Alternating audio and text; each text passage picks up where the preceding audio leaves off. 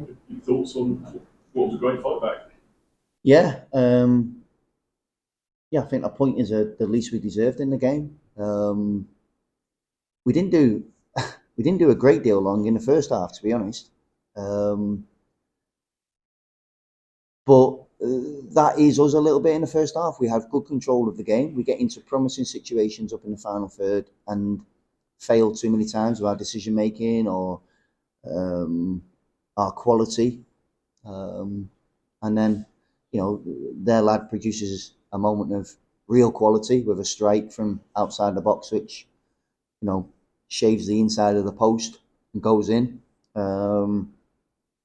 hadn't done a lot wrong at that point in the time, and then we have a promising situation, a free kick. We don't defend, they clear it. We don't defend it well enough inside their own half. They break and score. So, from being 2-0, from being for 2-0 down at half time, we had to show real fight and real courage and believe in ourselves as a group. And we did. I said, if we get the third goal, which we're capable of doing, then the momentum will change and it'll be with us. And I was really proud of the second half. We really played with purpose. We ran forward hard, um, scored two good goals, and if any team deserved to pick up 3 points, I think that was us. When you go away from a match like this, I'm sure you came here wanting to win the game, Yeah. setting out to win the game. Do you see a sort of frustration that you haven't, or do you sort of have to say positive from It, half time? it's a little bit of both, to be honest. If you're 2-0 down away from home at half time, particularly against Reading, who are hard to score against, they've got a lot of experience in the team, 5 or 6 30-year-old pluses, and you bring Scott Dan on, and you're bringing good players on the pitch, and you're thinking they've got know-how how to see the game out and manage the game, and so to come back from that situation is really pleasing. But also, I said to the players in the dressing room, yeah, we can be pleased, but let's not be too pleased. A point is a good point from the situation we're in, but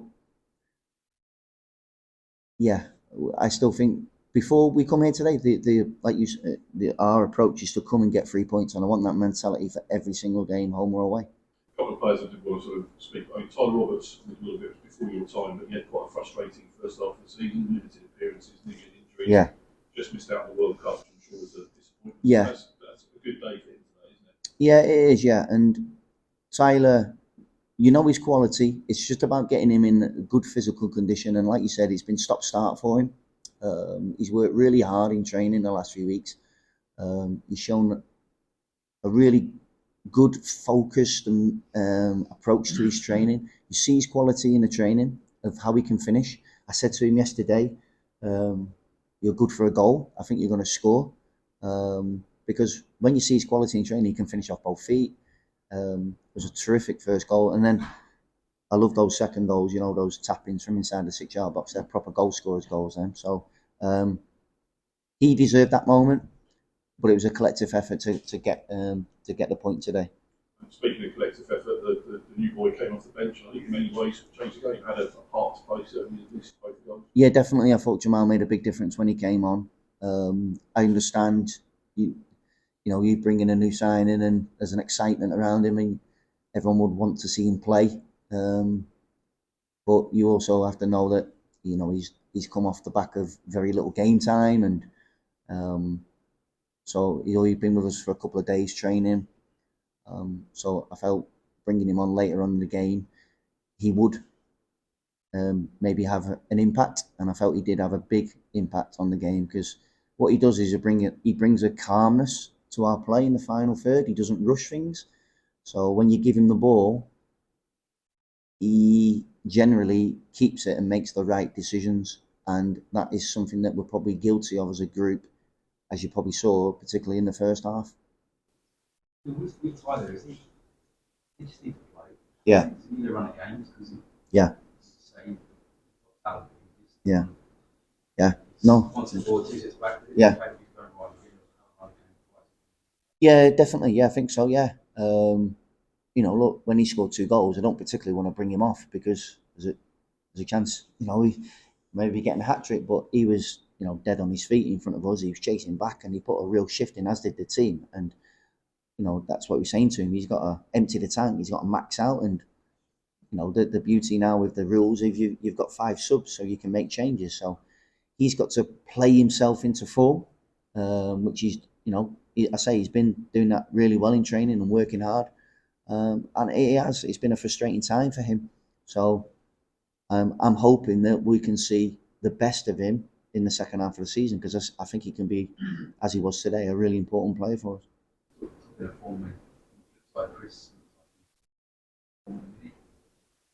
Yeah. Yeah, but again, I think that's understandable. You look at, he had surgery at the end of last season. He missed the whole of pre-season. He comes back. He gets injured again. I think Sheffield United away, comes off. Then when he comes back, he's just sort of getting going again, and then the World Cup break happens. So it's been a real stop-start for him now. What are we in, January? For the best part of 8 months, something like that. So it's going to take time to find that rhythm and that consistency. And we had a good chat in the week, and it's about, again, him playing himself back into form. So giving everything he's got, working hard, and there's no doubt in his ability. It will come. We just have to be patient with him. Yeah. Because he really cares. He thinks a lot about his own game. He's desperate to do well. He loves playing for this football club. He loves being here. And he's probably overthinking things a little bit at the moment. So we just need to simplify it for him a little bit.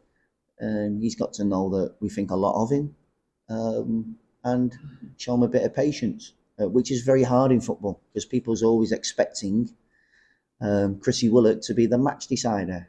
And at the moment, that's not happening for him. But what he can guarantee is other sides of his game. No,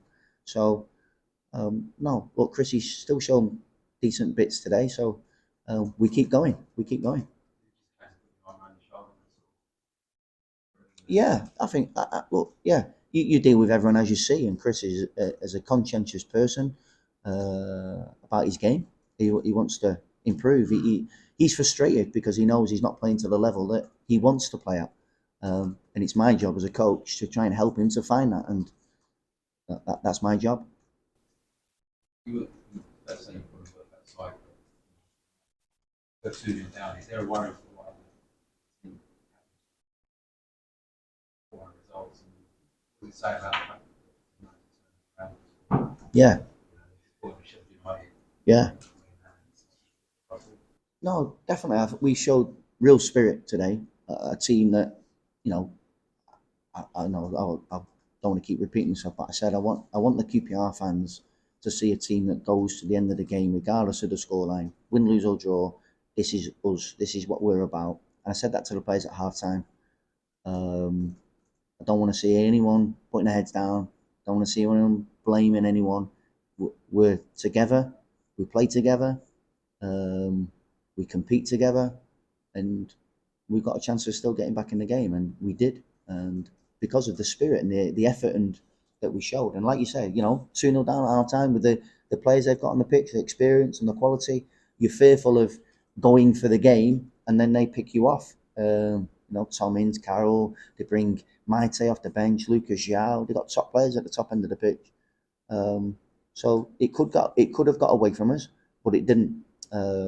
And I think that's the belief. I feel as though the belief is growing. Last week against Fleetwood, we took a step back. But if you look at the Sheffield United performance and the performance today, I think you can see that there's a belief and a togetherness that's forming between everyone together. And it was the supporters at the end. They seen that and they appreciated it, and that was a big moment for us. Steve, I've gone out to Lincoln today. Yeah. Is there anyone else that Not imminently, no. No, not imminently, no. But obviously we're still on the 14th of January, so there's a couple of weeks to go yet. So there's potential of a couple of in our squad who would probably want regular football, and that could be something that we look at in the next coming days, weeks. one more? Anyone? Yeah. Go on. Anyone? Any other addition? No, not at the moment. No, nothing. Just one quick one for the Yeah. Monday papers. How Yeah. devastated was Tyler for not going to the World Cup? Did you have to pick him up, get your arm on him? Yeah, I came in after that, Right. you know, so I knew. You had to do it. Yeah, no, because it was like, obviously I came in after the World Cup and that initial disappointment. I think he'd had a break and got over that. He was desperate to go, obviously. But as I say, I've seen a boy that's, given everything, and I'm delighted he's here, and I'm looking forward to working with him and getting the best from him.